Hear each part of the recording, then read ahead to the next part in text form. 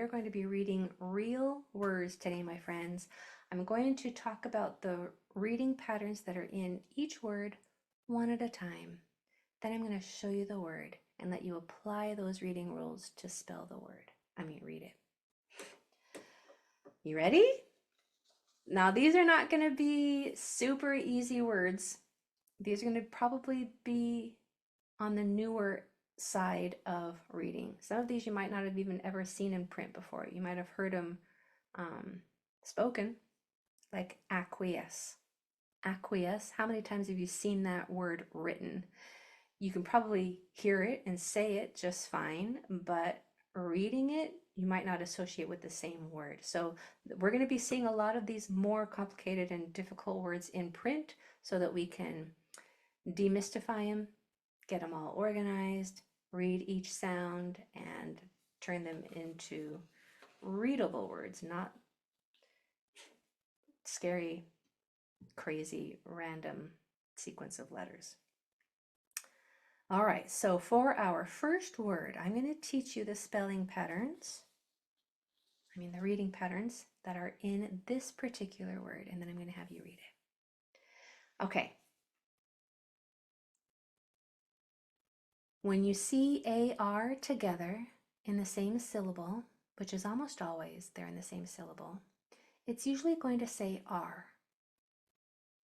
AR together usually says R, especially if it's at the beginning or middle of the word. Let me show you some examples in the Q&A, in the chat, So here it is at the beginning, art.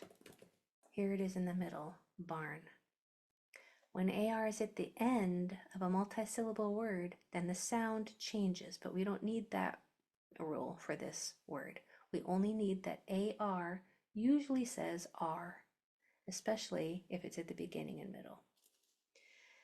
And then the other rule that we need is the tap 2 rule.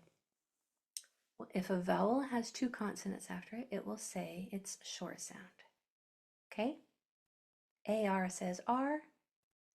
A vowel in the middle with the 2 consonants after it will say it's short sound. Here is your word. I'm going to pull it up on my iPad so that I can mark it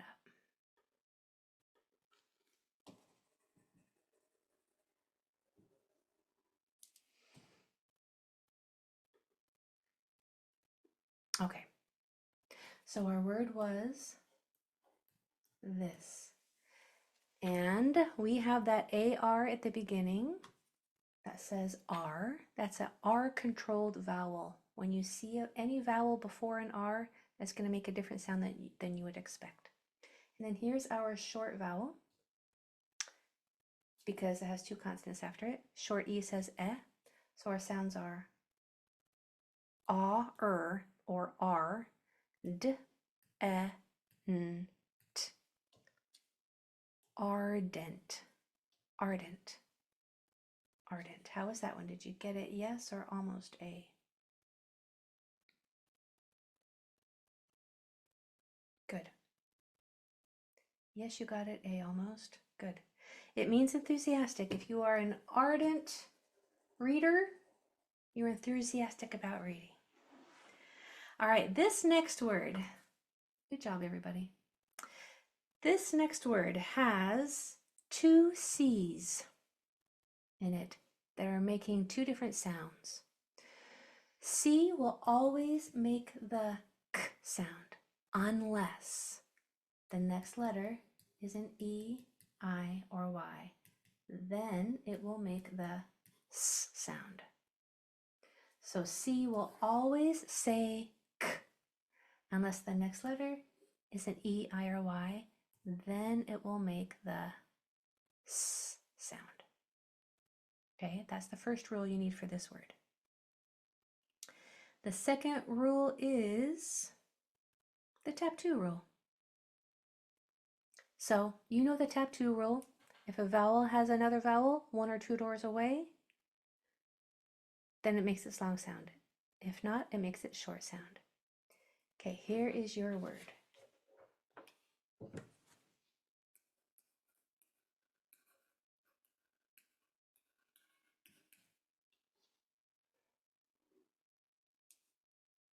Go for it. Feel free to write it down and mark it up if you want.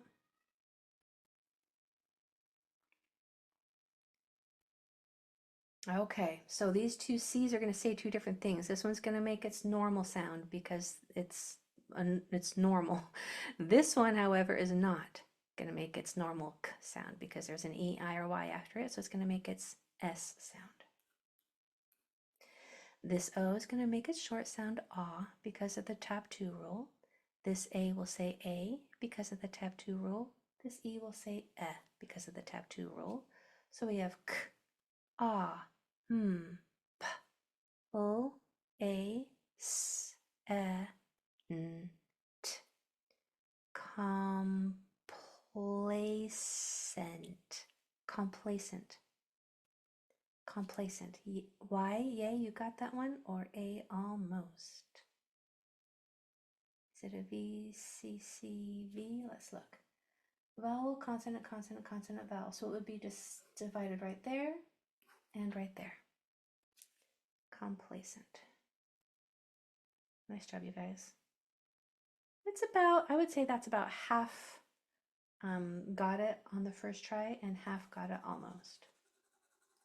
What do you think of this new way of reading now that we're doing real words, me telling you the rules one word at a time, all of the rules that are in that word, and then you trying to apply that knowledge to the real new word? What do you think about this new little way of doing our lessons? Okay, good, good. That's a lot of high fives, Daryl. Yay. All right. I like that. It's encouraging. Okay, next. Take a quick drink, my friends. Oh, by the way, complacent means uncritical satisfaction. So you're like, I don't care. I'm fine with either way, right? Complacent. Okay, next word. We need that C rule again. So if there is an E, I, or Y after it, it will make the S sound, okay? And we need the words, the rule for when you see a medial Y. That means it's a Greek word.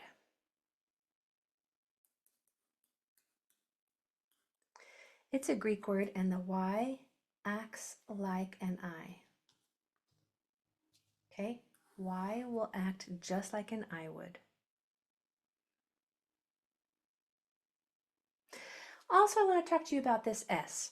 S has two sounds. It can say its normal S sound, which is its voiceless sound, or it can sound like a Z. That's its voiced sound. And it will often say Z if the letter before it is also voiced or your vocal cords are used. All right, knowing all of this, so when a C has an E, I, or Y after it, it will sound like an S. If you see a word with a Y in the middle, it's a Greek word, and that Y is going to act just like an I would, follow the same patterns that an I would. And an S has two sounds. It can say S or it can say Z. And it will make its vibrating sound if the letter before it is also a vibrating sound or your vocal cords are used. So your word is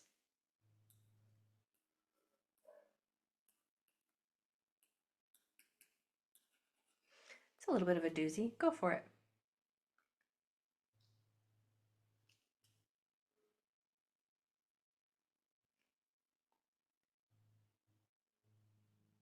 Take your time.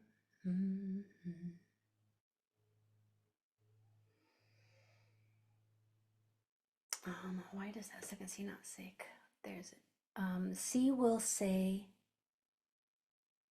S if there's an E, I, or Y after it, Beverly. So that's why that complacent, that second C makes the S sound.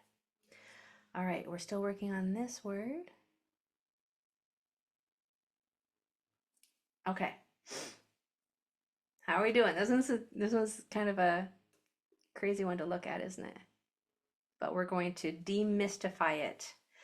So what is this C going to say? It's going to make its S sound because that is an E, I, or Y. What is this I going to say? It's going to act like an I. Ah, rats. It's actually going to make its short sound here. That was my fault. You can change your answer now if you want. You would think that there would be two N's after it, but it breaks the tap two rule. It's going to say I. This I in the middle, didn't teach you this either.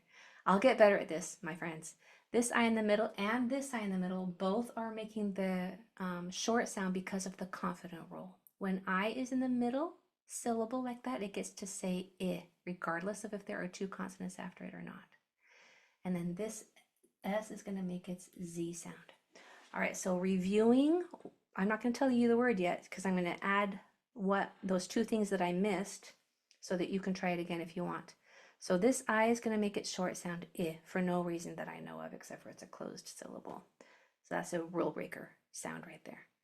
Now these two, I want you to make sure that you know that when I is in the middle syllable, it says I. Okay, now what is that word? We have S, I, N, I, S. Here's another S sound. I, Z, M. What do we have?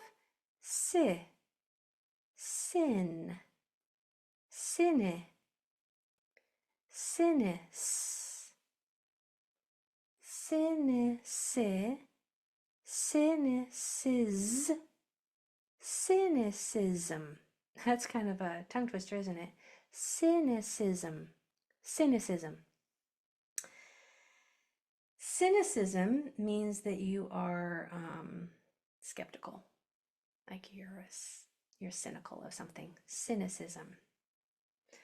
Yeah?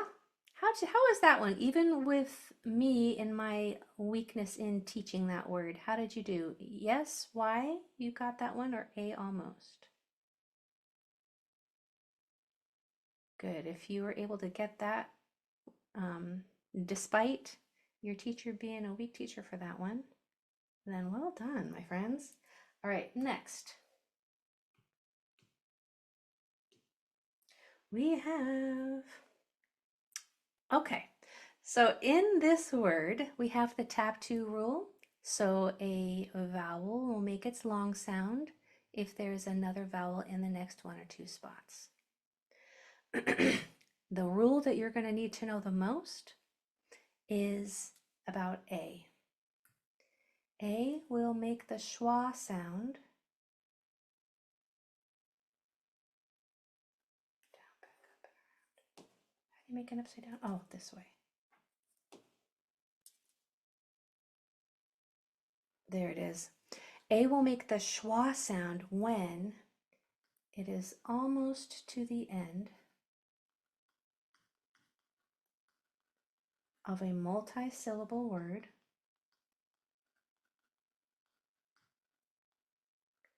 and there is at least one consonant after it.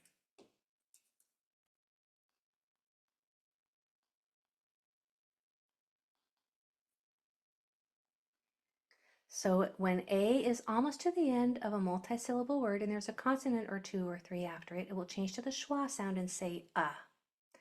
Okay, here is your word.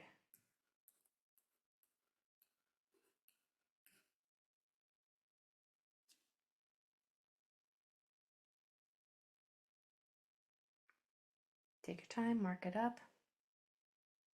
What is that U going to say? What is that A going to say? Okay, so we know that this U is going to make its long sound and say oo because of the tap two rule. There's a vowel one or two doors down, and here's that A that is almost to the end of a multi-syllable word with a consonant after it. You can tell it's a multi-syllable word if there are two vowels that don't touch. That is the definition of a multi-syllable word. At least two vowels that don't touch. So our sounds are f, oo, g, ul. Frugal, frugal, or you're very economical, right? How is that one? Y or A? How are you doing on frugal? Do you want a little bit of, how do you want this next one? Now that I've got my Y's and A's, let me know on the next one, do you want an easy one, a medium one, or a hard one? I'll let you decide. E, M, or H? Let's see.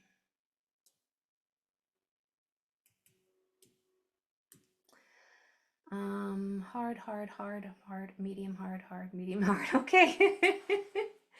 All right. Let's do, mark the ones that we've done.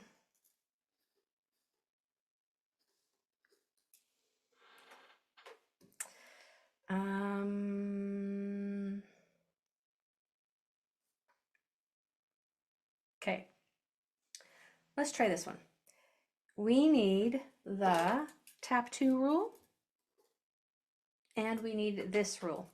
When I is toward the end of a multi-syllable word,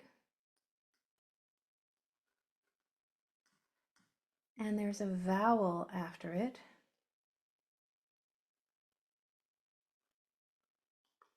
it will say, it will often say, not always, E, the long E sound. So when I is toward the end of a multi-syllable word and there's a vowel after it, it will often say the E sound. Okay, I think that's all you need. E's at the end are usually silent.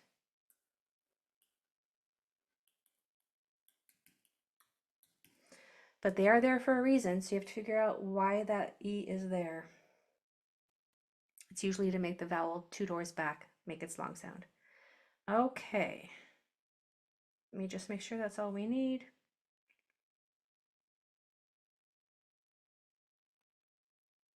Yeah, I think so. Okay, so here's your word.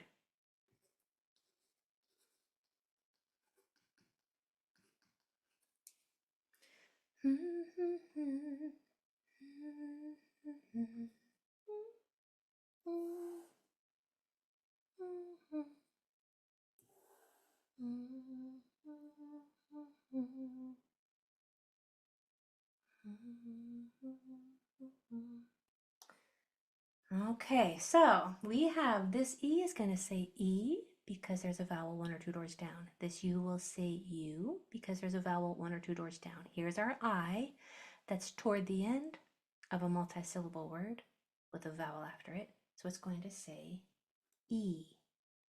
This A is going to say A because of the tap 2 rule, and E's at the end are usually silent.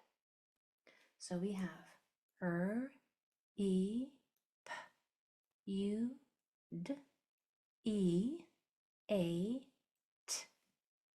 Repudiate, repudiate, repudiate. Did you get that one, yes or A? Y or A, yes or almost? For repudiate. Lots of almosts on that one. Talon, you thought that one was easy? Wow. Almost everybody got an almost on that one, repudiate. But we like hard ones, right? Was it too hard? I got that we wanted mostly mediums and hards for that word. Okay. All right, it means reject. So if you're going to repudiate something, apparently you're going to reject it. I'm learning all of these vocabulary words right along with you. Okay, so how are you feeling about today's lesson, about the new format, about the next 3 months? Put one word in the Q&A. See if there's anything I can do to improve, to help for the next time. I am open to your thoughts. I would take them to heart. Anything I can do to help. Okay, you like it? With the real words, finally mastering these words in print, making them make sense. Now the thing is it's not as important if we get them correct on the first time that we try to read it as it is if you understand it when I go through it after we're done practicing. That is the important part. And even that doesn't have to be perfect. All of these little bits and pieces of knowledge are sinking in like seeds, right? And then all of these rules that I'm presenting to you, we've been learning those for the last 8 months. So if you're brand new and you're learning them for the first time, this is a lot of information that you're getting, but I'm giving it to you slowly, one word at a time. So it is possible for you to grasp this information that we're learning. But those who haven't heard about the I rule that I just taught since I month back in, I think, March, then this is going to be a good refresher or a memory spark. And it's going to take a lot of repetition. But we have from here until the end of December to review all of these and how they're coming into play in all of these new real words that we're going to be working with. So there's going to be a lot of repetition. Don't worry. And I'm going to try to go nice and slow. And I'm going to gauge how hard to make the words by your input. So always be honest. Like, you know what? You need to just back up a little bit and I'll make them easier. Or if you like a challenge, I'll go with the hard ones so we can go through this together in a manageable way. Come back with something harder. I'm not sure why the letter I says E at the end. Yeah, there's usually, if it's the last letter, then it's going to sound like E because it's a foreign word, but it's almost to the end like we just had today, then it's just one of those reasons that I don't know why, it just is. Something harder? Okay. I got some hard words on here, especially if you're in my spelling class. Ooh wee, those are doozies. The spelling is just so much harder than reading. Reading is easier than spelling. Yeah, so spelling class is a little bit more challenging than reading class. So if you want an even bigger challenge, hop over to the spelling class. That's right before this one. Okay, my friends, that was fun. I'll see you on Monday. Have a good rest of your week. Bye, everybody.